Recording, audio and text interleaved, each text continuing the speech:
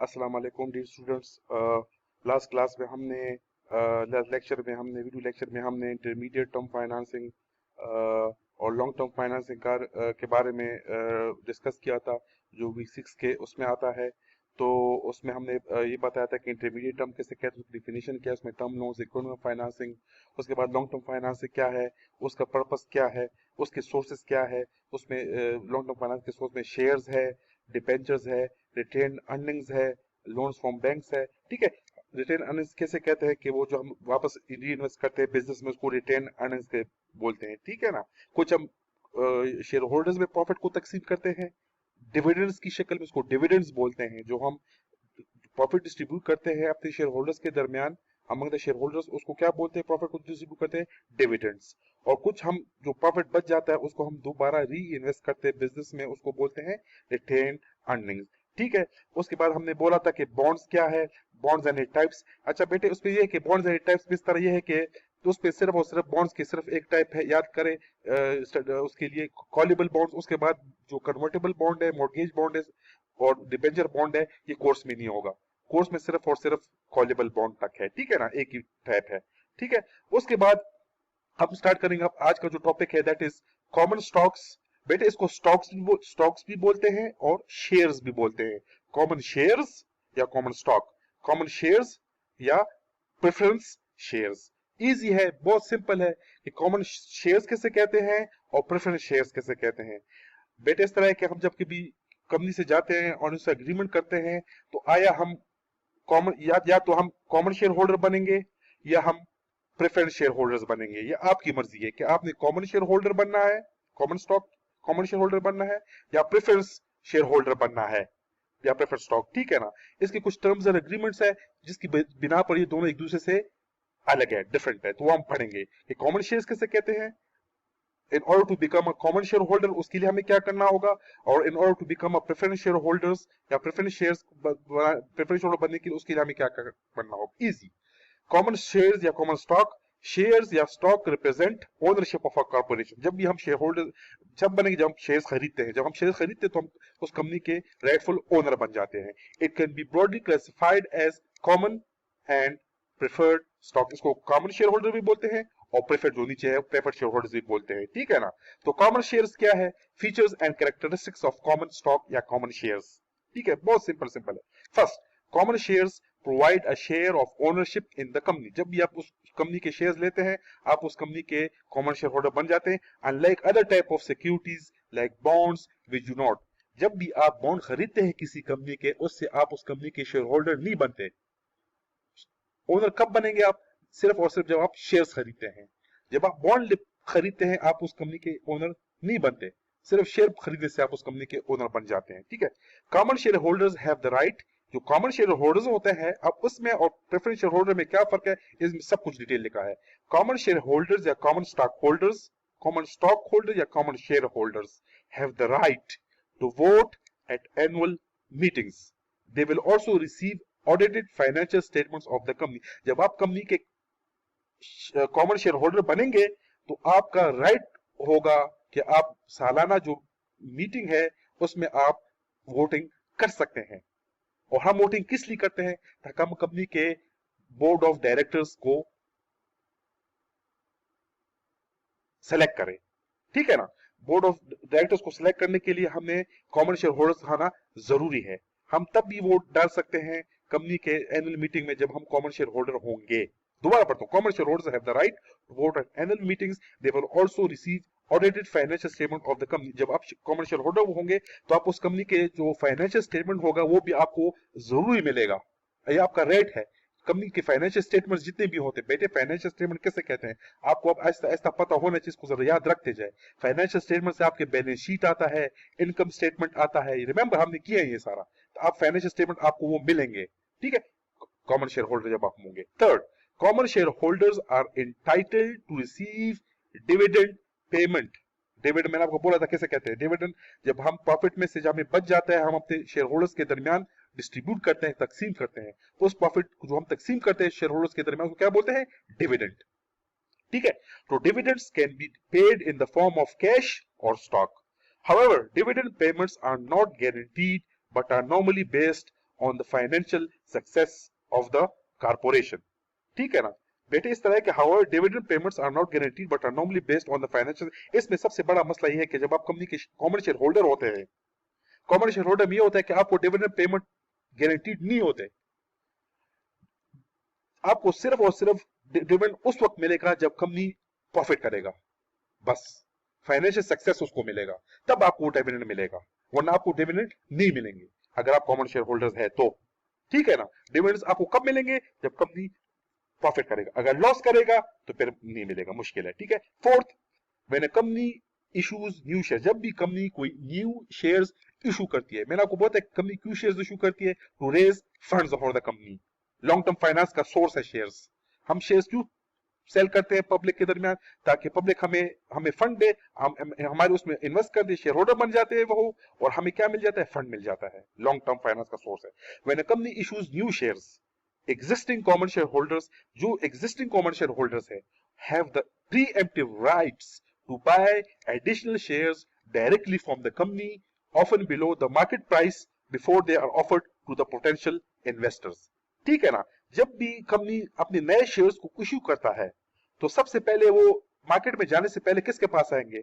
वो सबसे पहले आएंगे कॉमन शेयर होल्डर्स के पास कि भैया मैं अपने शेयर्स को मार्केट में बेचने से पहले आपके पास आया हूं, इसलिए आप मेरे कॉमन शेयर होल्डर है, आपका राइट है कि आपसे मैं पूछूं कि आपने शेयर्स खरीदे तो नहीं है, और अगर खरीदे भी है तो मैं आपको मार्केट रेट से कम वैल्यू पर अपने शेयर्स आपको दूंगा, क्योंकि आप मेरे कंपनी के कॉमन शेयर होल्डर है।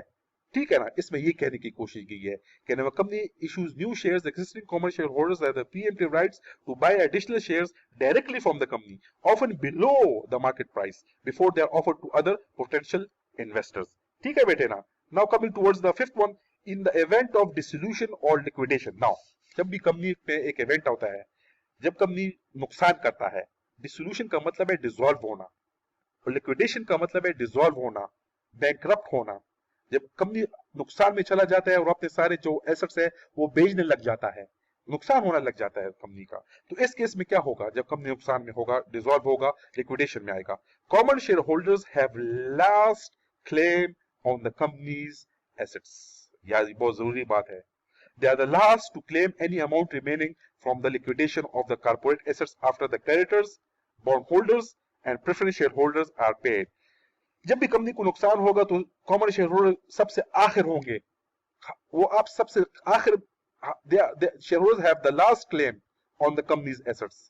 ठीक है, कंपनी अपने एसेट्स को बेचता है आखिर में जब वो नुकसान करता है। कंपनी एसेट क्यों बेचता है? अपने, ताकि वो अपने शेयर होल्डर्स को जो नुकसान है उसको पूरा करने के लिए वापस करता है, अपने इन्वेस्टर्स को, क्रेडिटर्स को जो उन्होंने इन्वेस्ट किया उसको वापस करता है अपना, ठीक है ना, बॉन्ड होल्डर्स को वापस करता है, एंड प्रेफरेंस शेयर होल्डर्स को भी वापस करता है। उसके बाद जाकर किसकी बारी आती है? कॉमन शेयर होल्डर्स की। मतलब यह है कि सबसे आखिर में कॉमन शेयर होल्डर्स को की बारी आएगी। जब कंपनी नुकसान करेगा सबसे पहले वो किसको देगा? अपने इन्वेस्टर्स को या क्रेडिटर्स को, उसके बाद बॉन्ड होल्डर्स को, उनको भी अपना नुकसान पूरा करेगा, उनको वापस करेगा अपने एसेट्स को जब बेचेगा कंपनी, और अपने प्रेफरेंस शेयर होल्डर्स को भी देगा, और उसके बाद किसकी बारी आती है? कॉमन शेयर होल्डर्स की। ठीक है। नाउ लास्ट वन टॉपिक इस वीक का वो है प्रेफरेंस शेयर होल्डर्स या प्रेफरेंस शेयर्स। प्रेफरेंस का मतलब है बढ़तरी, प्रेफरेंस मतलब उस पर तरजीह देना, तरजीह बुनियादों पर इन शेयर होल्डर्स को तरजीह हासिल है दूसरे कॉमन शेयर होल्डर्स पर। ठीक है। प्रेफरेंस शेयर्स ये एक एग्रीमेंट होता है बेटे। आप जब जाते कंपनी में, आप कंपनी के पास आपसे बोलेंगे आपने भाई शेयर होल्डर बनना है, यस मैंने बनना है, आपने क्या बनना है? कॉमन शेयर होल्डर बनना है कि प्रेफरेंस शेयर होल्डर बनना है? ये फिर मेरी मर्जी है कि मैं कौन से टर्म्स एग्रीमेंट्स को साइन करता हूँ। मैं कॉमन शेयर होल्डर बनना चाहता हूँ कि प्रेफरेंस शेयर होल्डर बनना चाहता हूँ। ठीक है। Now common preference share holders में क्या लिखा? Preferred shares carry no voting rights. Very important. जो कॉमन शेयर होल्डर्स था उनके पास वोटिंग राइट्स थे, वो सालाना एनुअल मीटिंग में वोट दे सकते थे ताकि वो अपने बोर्ड ऑफ डायरेक्टर्स को सिलेक्ट कर सके जो कॉमन शेयर होल्डर्स है। लेकिन इस केस में जो प्रेफरेंस शेयर्स है, प्रेफरेंस शेयर होल्डर्स है, उनके पास वोटिंग राइट्स नहीं होते, उनके पास वोटिंग राइट्स नहीं होते, but have priority over ordinary shares in the payment of dividends. ये बहुत जरूरी है कि ठीक है, प्रेफर्ड शेयर होल्डर्स का एक मसला ये है कि वोटिंग राइट्स उनको नहीं होते, लेकिन एक बात है कि उनको प्रायोरिटी हासिल होती है, उनको बढ़तरी हासिल होती है। किन पर? ऑर्डिनरी शेयर होल्डर्स पर या कॉमन शेयर होल्डर्स पर in the payment of dividends. जब प्रॉफिट में डिविडेंड जो आप तकसीम करते हैं शेयर होल्डर्स में, वो सबसे पहले किसको मिलेगा? प्रिफर्ड शेयर होल्डर्स को मिलेगा अगर नुकसान हो गया तो। उसके बाद कॉमन शेयर होल्डर्स को मिलेगा। ठीक है, उसके बाद लिखा प्रेफरेंस शेयर्स या और preferred stocks are different from the ordinary shares in that they are given a preference over the rest. These shares are market instruments issued by the companies to the public with the primary aim of raising capital for the company. मैंने आपको ये बोला था कि जो भी shares होते हैं वो जब शेयर जो कंपनी होते हैं वो शेयर्स क्यों सेल करते हैं मार्केट में? ये एक इंस्ट्रूमेंट होते हैं। ये इंस्ट्रूमेंट होता है कि वो अपने शेयर्स को सेल करेंगे मार्केट में और उससे वो मार्केट में क्या करेंगे, कस्टमर्स आएंगे उसको खरीदेंगे, पब्लिक खरीदेंगे और मेरा क्या प्राइमरी एम क्या है? Raising capital for the company. मैं बार बार कह रहा हूँ ये आपको, ठीक है ना। शेयर्स हम इसलिए सेल करते हैं। तो features of preference shares, again same वही बातें बार बार दोहरा रहे हैं, ठीक है, इजी है। प्रेफरेंस शेयर होल्डर्स के क्या क्या फीचर्स है? First, preference share holders are entitled to a fixed rate of dividend and therefore they are also known as fixed income securities। बेटे, प्रेफरेंस शेयर होल्डर्स को इंटाइटल होता है कि उनको एक फिक्स्ड रेट ऑफ डिविडेंड मिलेगा। Fixed rate of dividend का मतलब यह है बेटे कि अगर नुकसान हो या फायदा हो, जो प्रेफरेंस शेयर होल्डर है उनको डिविडेंड मिलता रहेगा। कंपनी को नुकसान हो गया, कंपनी को फायदा हो गया, जो भी है कि वो मसला नहीं है, जो प्रेफरेंस शेयर होल्डर है उनको अपना डिविडेंड फिक्स रेट पर मिलता रहेगा। ठीक है, ये एक बहुत बड़ा इंपॉर्टेंट पॉइंट है। उनको एक बढ़तरी हासिल है एक किस्म का, उनको फिक्स रेट पे डिविडेंड मिलेगा। फिक्स रेट पे नुकसान हो, वेरिएबल नहीं है, वेरिएबल रेट नहीं है, फिक्स रेट है। नुकसान हो, फायदा हो, प्रॉफिट हो, लॉस हो, प्रेफरेंस शेयर होल्डर्स को अपना डिविडेंड मिलता रहेगा। Preference share holders are entitled to a fixed rate of dividend and therefore they are also known as fixed income securities. They will receive a fixed rate of dividend whether the company has made a huge profit or even a loss. ठीक है, this is different from ordinary share या common share. ये different होता है ordinary या common share holder से, whereby the ordinary dividend will only be paid if the company makes a profit and declares a dividend. ये बात कहने की कोशिश कि जो ऑर्डिनरी शेयर होल्डर्स है या कॉमन शेयर होल्डर्स है उनको डिविडेंड कब मिलेगा? उस सूरत में, उस शक्ल में तब मिलेगा। This is different from ordinary shares where by the ordinary dividend, उनको तब भी ऑर्डिनरी शेयर होल्डर्स को ऑर्डिनरी डिविडेंड उस केस में मिलेगा will only be paid if the company makes a profit and declares a dividend. अगर company को नुकसान हो गया तो फिर कॉमन शेयर होल्डर को डिविडेंड नहीं मिलेगा, बल्कि बजाय इसके दूसरी तरफ देखा जाए तो प्रेफरेंस शेयर होल्डर्स को एक फिक्स रेट पर डिविडेंड मिलता रहेगा। ठीक है बेटे। Second point, preference shares are comparatively less risky for investors। क्यों लेस रिस्की है बेटे? मैं फर्ज करो मैं जाकर जाना चाहता हूँ, मैं इन्वेस्ट करना चाहता हूँ किसी कंपनी के शेयर्स में, तो मैं प्रेफरेंस शेयर होल्डर भी बन सकता हूँ, मैं ऑर्डिनरी शेयर होल्डर भी बन सकता हूँ, लेकिन मुझे रिस्क किस में कम होगा? प्रेफरेंस शेयर होल्डर्स में। क्यों रिस्क कम होगा? क्योंकि इसमें मुझे फिक्स रेट ऑफ डिविडेंड मिलेगा। फिक्स रेट ऑफ डिविडेंड का मतलब है कि नुकसान हो फायदा हो मुझे डिविडेंड मिलता रहेगा। Preference shares are comparatively preference जो शेयर्स होते हैं वो कंपैरेटिवली लेस रिस्की होते हैं इन्वेस्टर्स के लिए। The investors do not have voting rights in the company matters. बार बार वो बात दोबारा कह दी कि जो प्रेफरेंस शेयर होल्डर्स होते हैं उनको कंपनी के मैटर्स में, कंपनी के अफेयर्स में या कंपनी के मैटर्स में वोटिंग राइट हासिल नहीं होता, जबकि कॉमन शेयर होल्डर्स को वोटिंग राइट हासिल है।